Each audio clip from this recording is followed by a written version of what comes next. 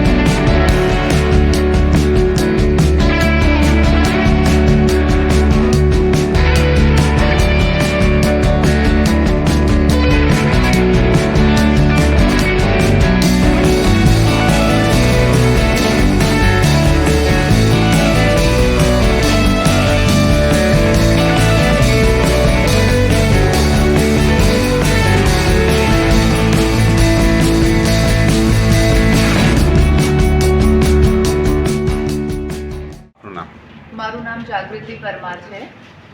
જે આજે વ્યારા ખાતે જે વર્કશોપનો પ્રોગ્રામ કરવામાં આવ્યો છે એ અનુસંધાને આપ શું કહેવા માંગો છો?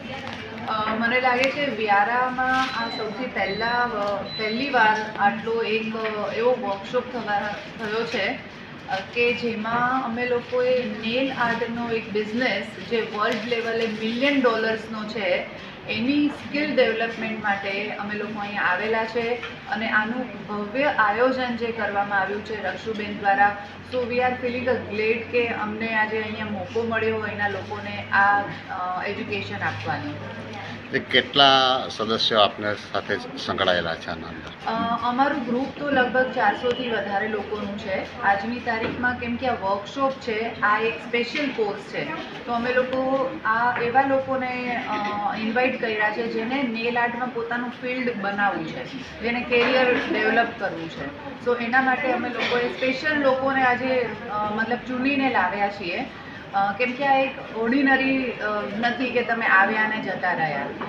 સો અત્યારે અમારી પાસે 35થી 50 લોકો જેવી સંખ્યા છે જે લોકો પર્ટિક્યુલર એક ટોપિક પર નિષ્ણાત થવા માટે આવેલા છે. રક્ષુ પટેલનું મહત્ત્વની ભૂમિકા શું છે?